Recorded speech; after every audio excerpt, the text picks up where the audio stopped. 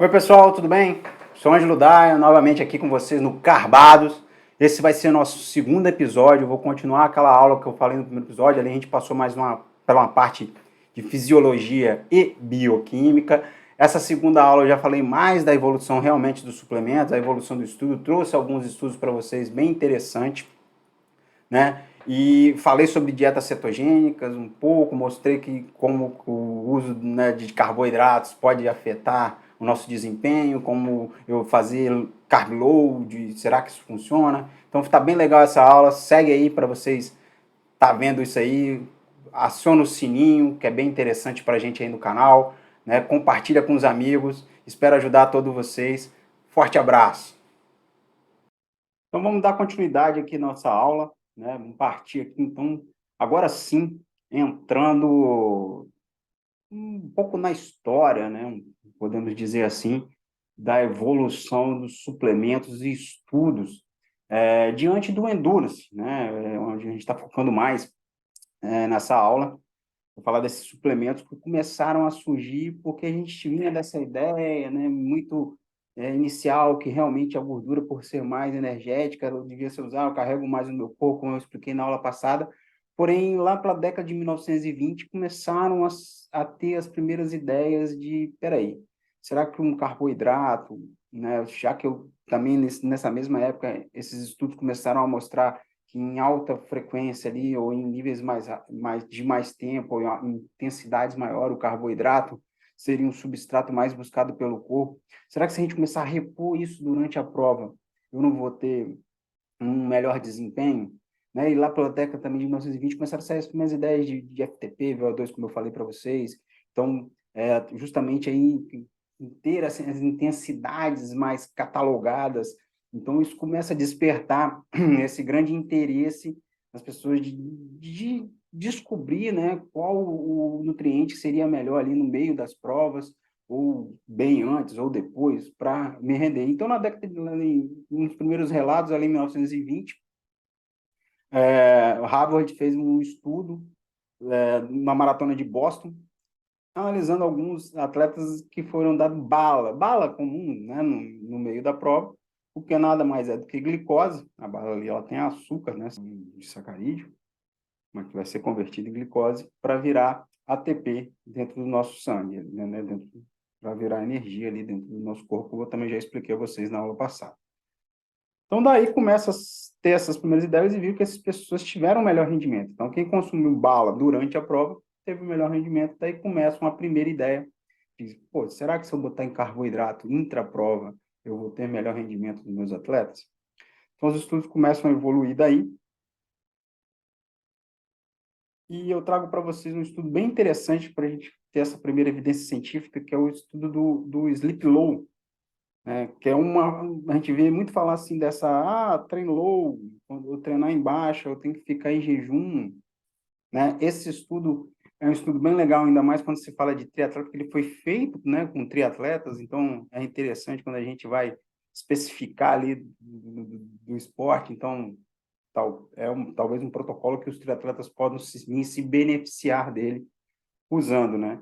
Então, quando o que é o sleep low, né? É justamente dormir em baixa, né? Esses atletas, eles têm obrigatoriamente que fazer 2 treinos por dia.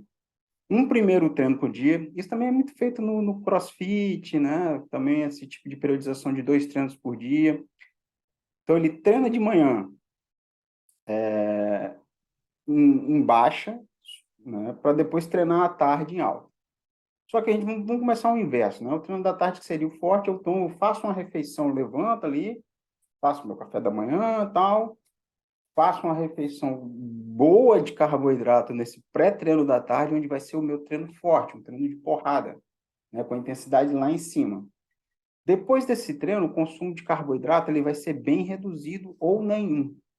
Para quê? Realmente causar essa hipoglicemia e a pessoa dormir sem carbo. Então, ela vai acordar depletada pela manhã e com os estoques depletados de glicogênio, ela ia aplicar um treino em baixa intensidade, ali, como a gente viu na aula passada, em Z2, para assim estar melhorando o seu desempenho energético.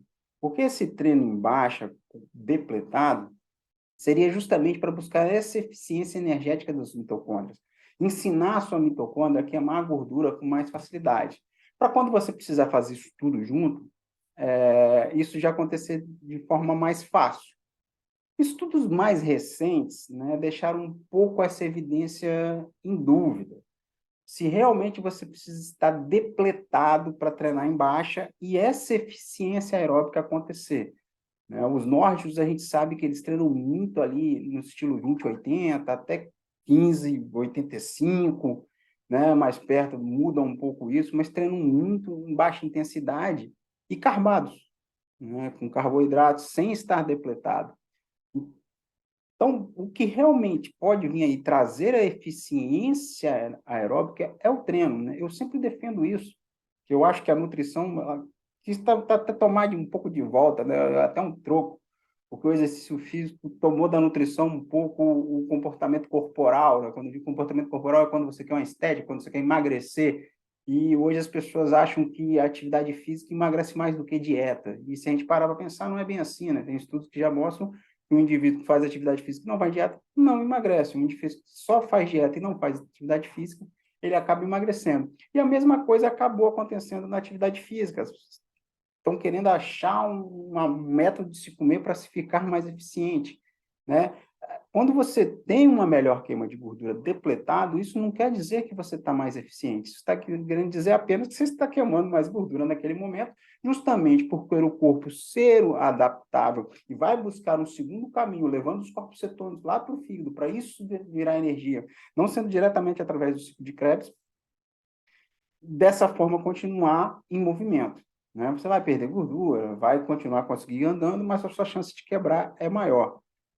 E quando você está carbado, você também tem esse treinamento de endurance, você vai deslocando seu limiar ali para a direita, porém você não precisa estar depletado por isso. Então tem um pesquisador muito bom também canadense, pesquisa muito sobre triatlo, Wolf, e defende essa linha também que não faz sentido mais você estar depletado para treinar. Né? O treino em jejum não faria sentido, o treino sleep low não faria sentido nessa nova teoria deles. Mas são teorias que têm que ser analisadas, talvez por algumas, por exemplo, esse mostrou que teve, né, uma melhora aí nos 10 quilômetros desses atletas, talvez também se a gente aplicar em alguns atletas, eles tenham melhoras também.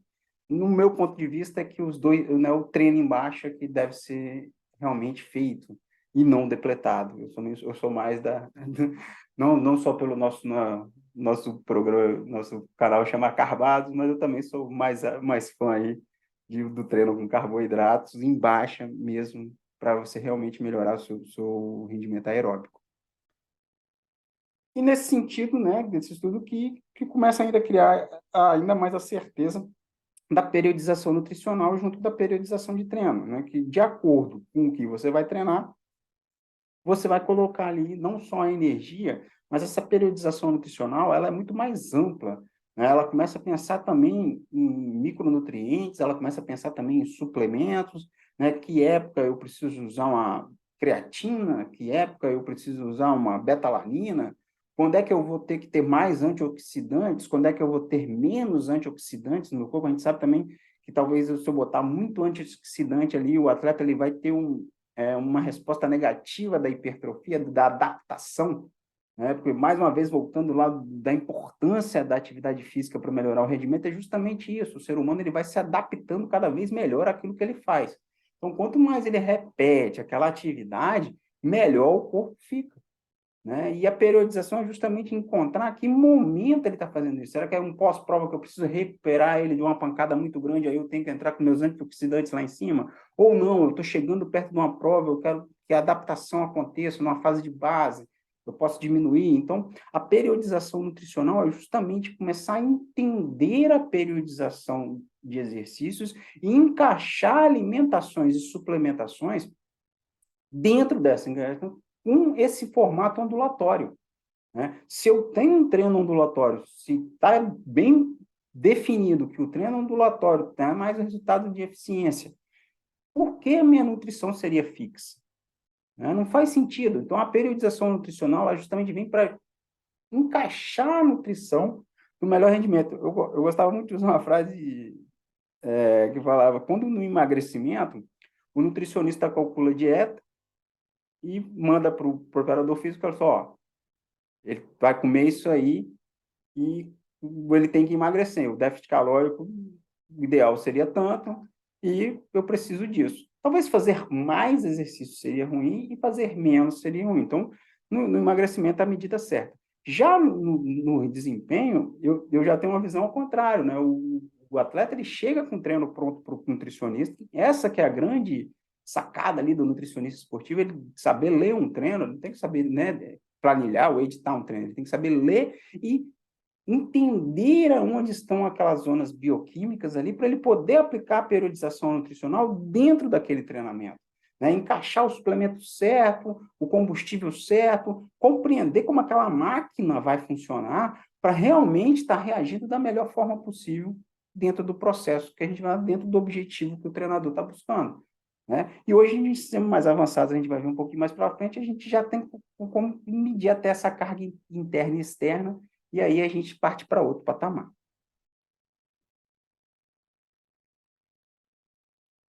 Essa evidência ela é muito clara também, eu gosto muito desse estudo da Louise Burke, que mostra um pouco do que eu estava falando, justamente disso, né? Que ela pegou ali e fez um teste com low carb, cetogênicas, e também fez a desse carb load, né? A pessoa ficava em cetogênica durante a dieta, porém, antes ali, um dia, 2 dias antes da prova, ela fazia uma carga de carboidrato para poder ter eficiência durante o treino, e a gente viu que talvez essa carga não seja suficiente, porque quem fez a dieta com mais carboidrato teve uma performance melhor de quem fez esse carb load na hora.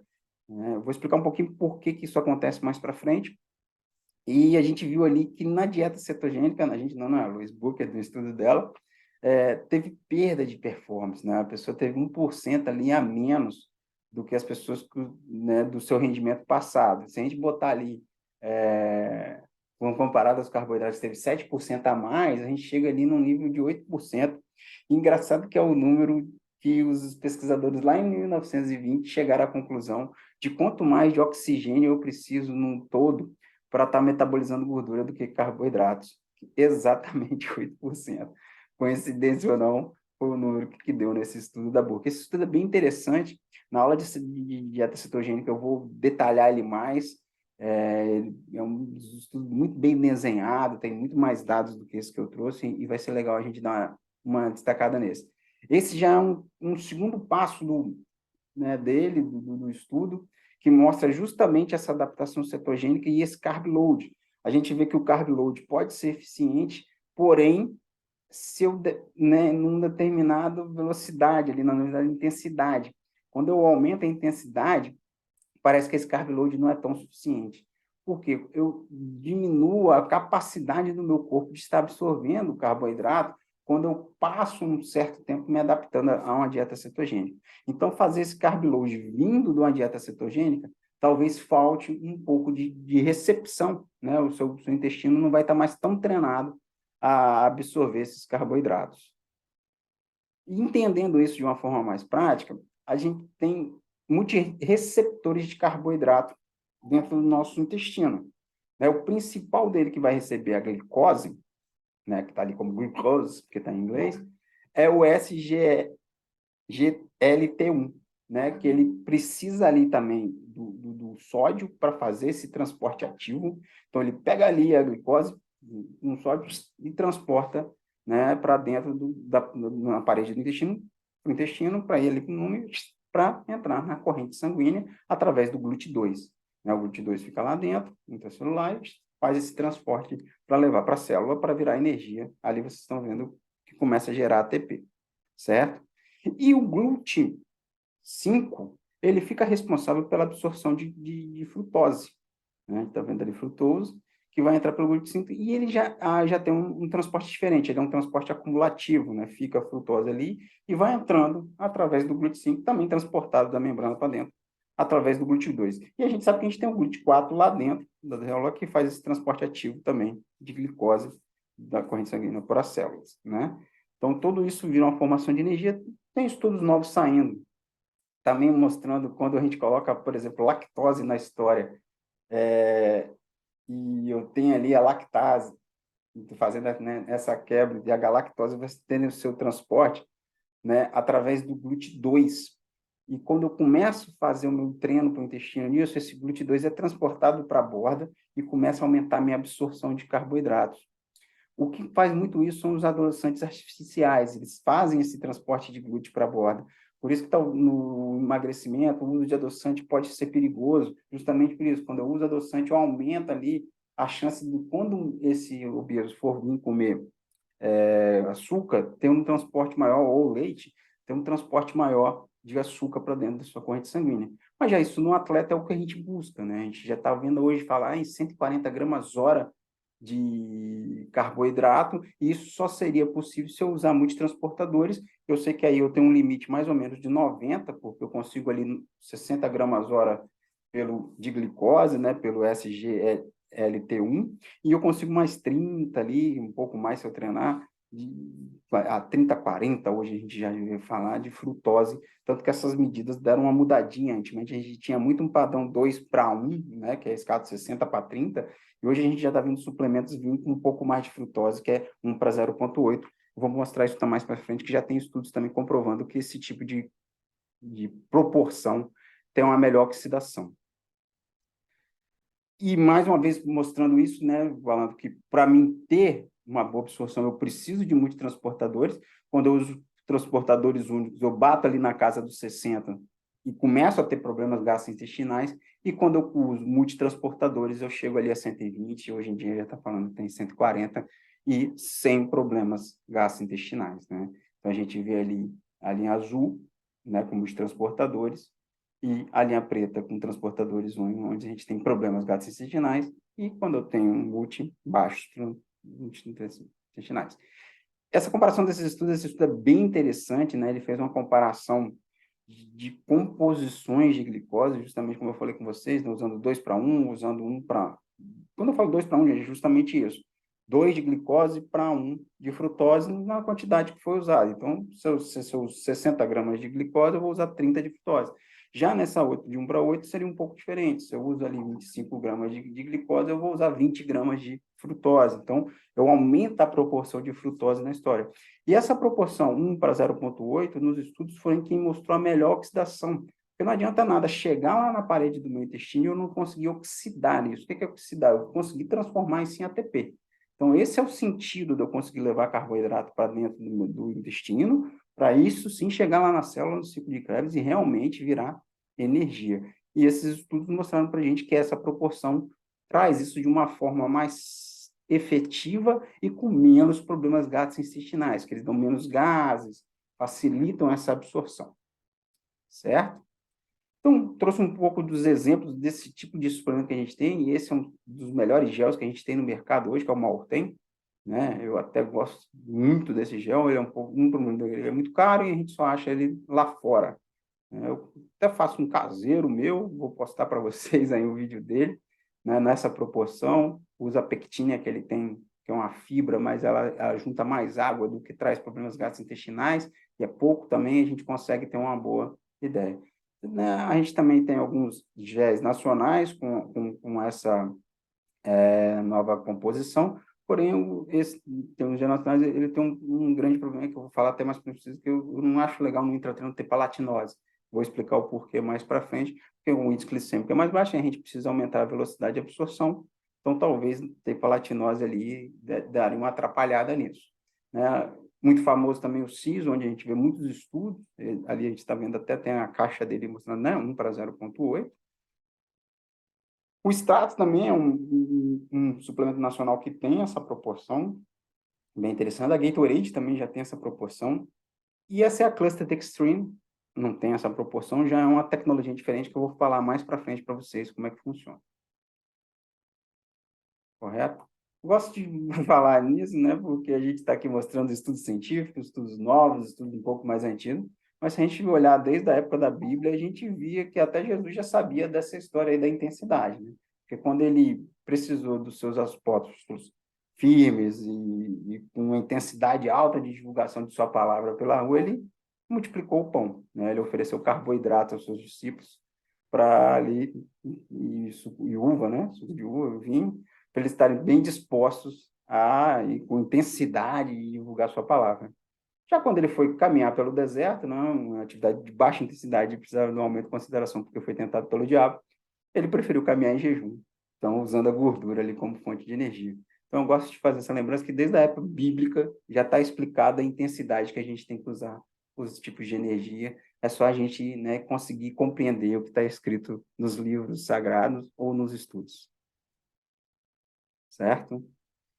E eu gosto muito desse tema, eu chamo de tsunami norueguês, ou, né, a tempestade norueguesa, como quiser chamar, que foi a mudança que esses caras trouxeram aí a atividade de endurance, né? Esse é o Olav Buch, é o cara mais técnico da equipe dos nórdicos, né? Do Blumenfeld e do Iden.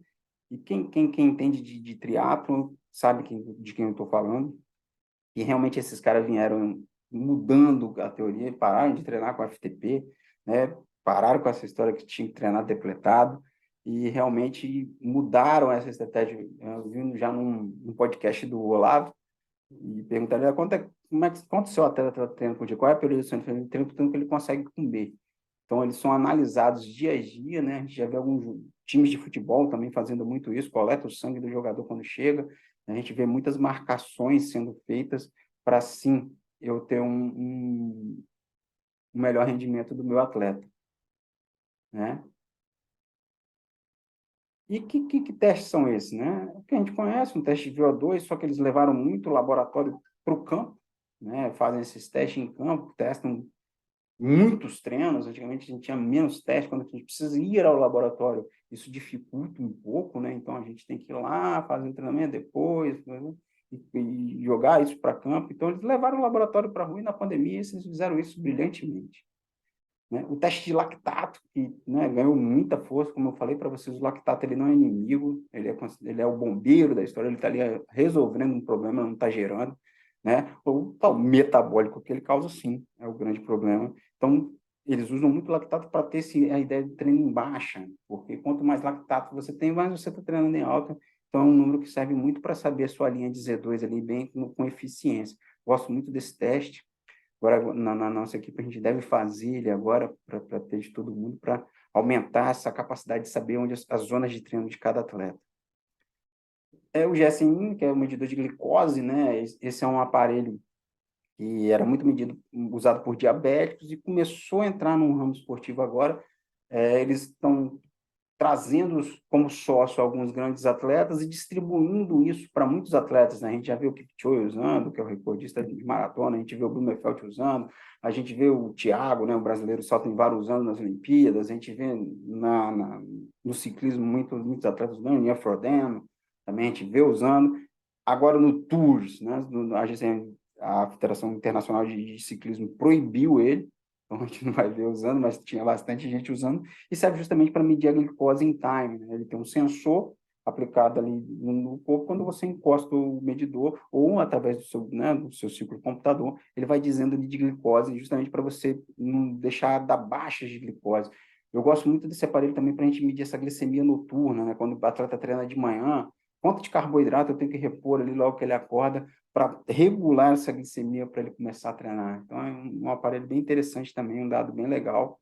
Né? O taxa de suor hoje é muito mais fácil de assim, fazer com gás, levar para o laboratório. Hoje a Gatorade, por exemplo, lançou esse aparelho que você bota um adesivo, corre, transporta ali para o seu celular e já sabe quanto você está suando de mineral. Então, uma reposição fica muito mais ampla. Essa é uma aula que a gente pode ter aqui falando só de sal, que é uma coisa que eu vejo muita gente fazendo de qualquer jeito.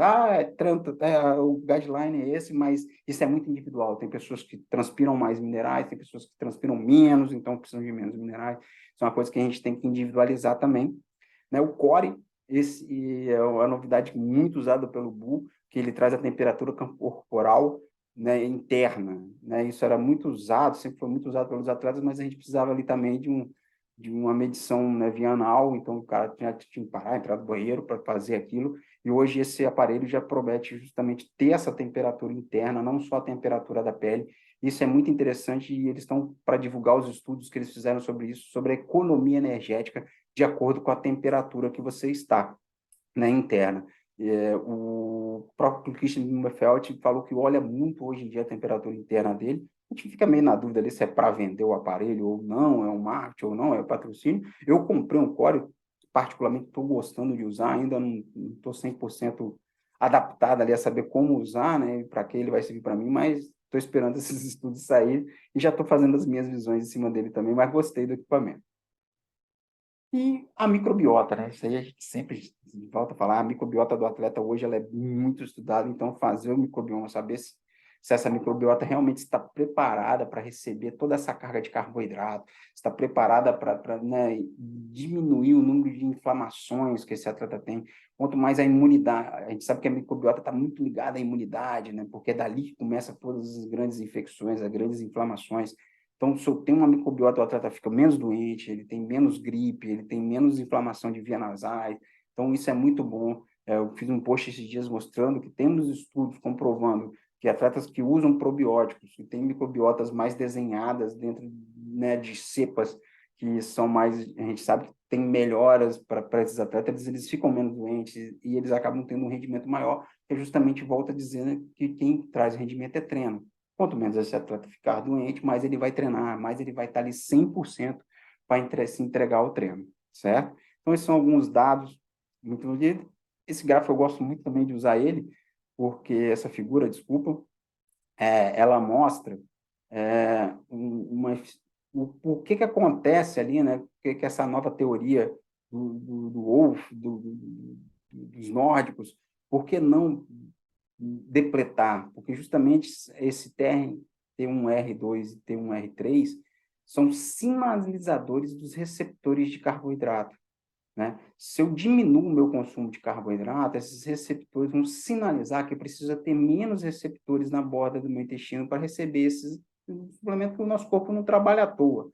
Né? Se eu chego menos com esse nutriente, eu vou ter menos receptor. Então, quando eu passo em dietas cetogênicas, eu vou acabar diminuindo esse número de receptores, e não adianta nada eu colocar no dia de novo esse receptor para ele funcionar. Aqui está até mostrando também o transporte do GLUT2 para a borda também. É interessante de mostrar quando eu preciso ali do eixo daquela mais uma absorção, né? E eu sei que eu tenho o GLUT5 também trabalhando aqui para trazer essa frutose para dentro.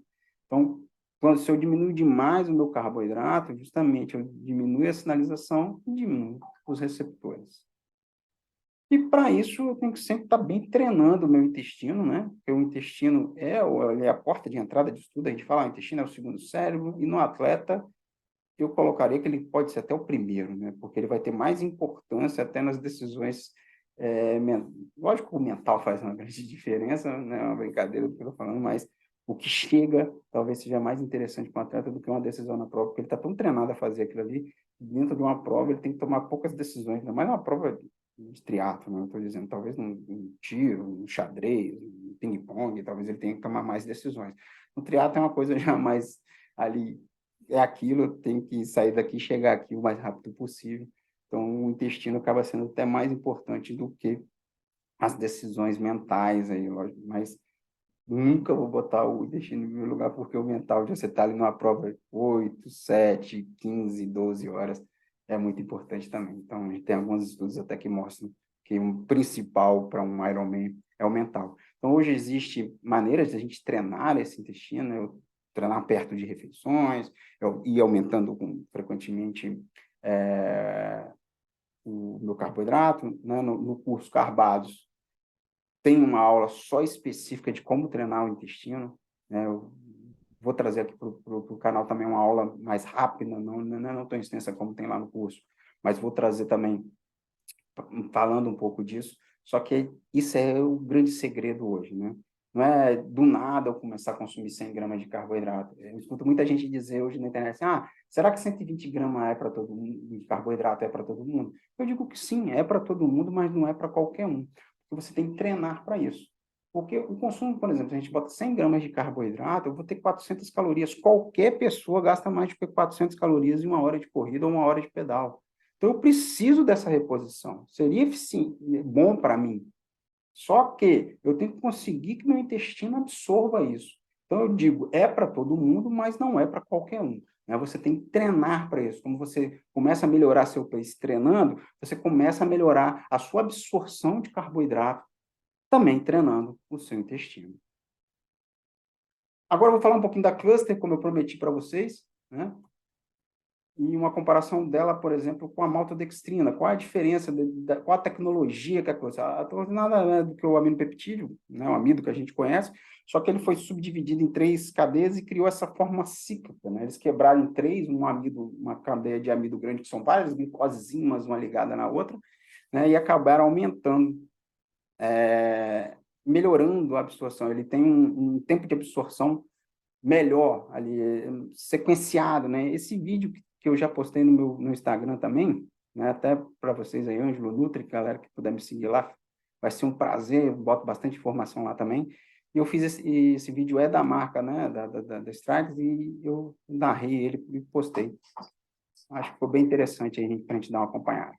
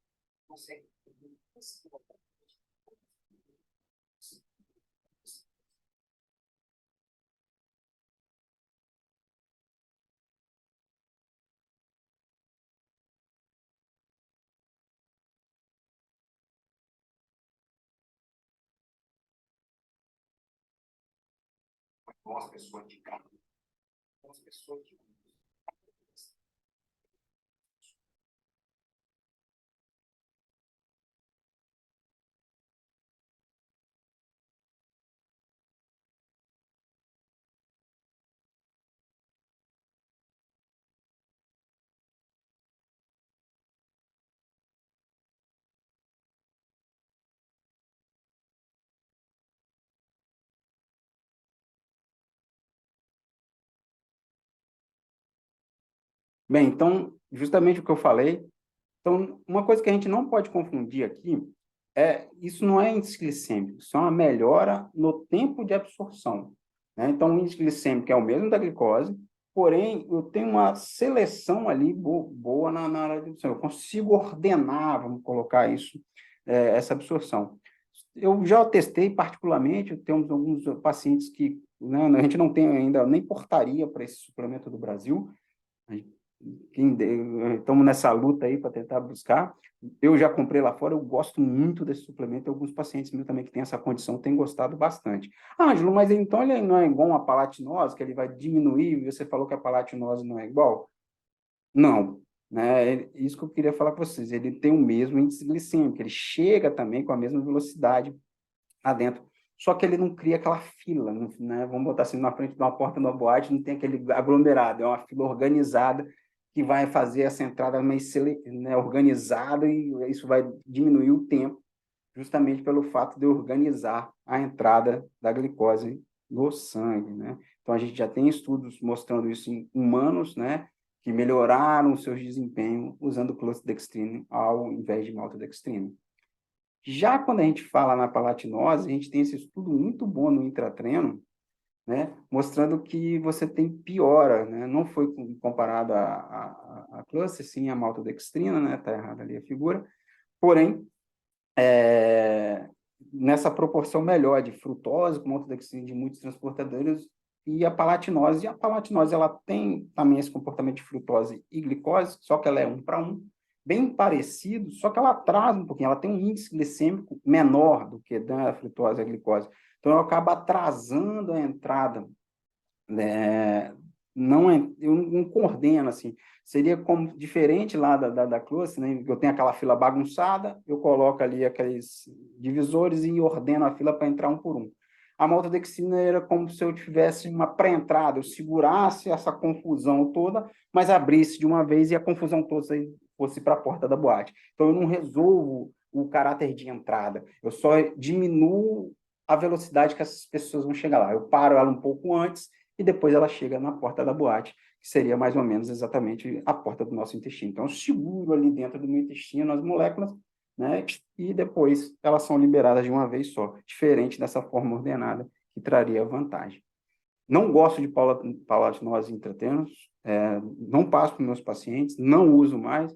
Às vezes uso algum gel que tem, porque é um gel do mercado que eu gosto bastante e tem um pouco de palatinose, mas também tem essa proporção de frutose interessante. Bem, então essa aula vai ficando por aqui, né? Como eu também dou essa aula em palestras, ela tem aqui falando no nosso canal do YouTube, que é o Carvalhos. Esse mesmo canal, ele está no Spotify, né? Também tem o Ângelo Nutri, para vocês seguirem aí. Tem o angelonutri.com.br, onde tem ali falando das minhas cozinhas, desculpa, das minhas consultas, do meu dia a dia. E também a gente tem o nutriçãodeprecisão.net, né, onde eu posso atualizo mais, posto algumas reportagens, né, tem um pouco falando lá do que eu acho que a nutrição cabe ao esporte. Gosto muito dessa frase da Nancy Clark: sua performance começa na cozinha e não no laboratório, trazendo, né, para o lado da nutrição. Lógico que a performance vem através do treino, mas o treino vai te dar uma capacidade de cada dia treinar mais e melhor. Então, espero ter ajudado vocês nessa aula. Um forte abraço aí, e terça-feira que vem a gente tem mais uma aula. Na próxima aula eu devo falar de um trato.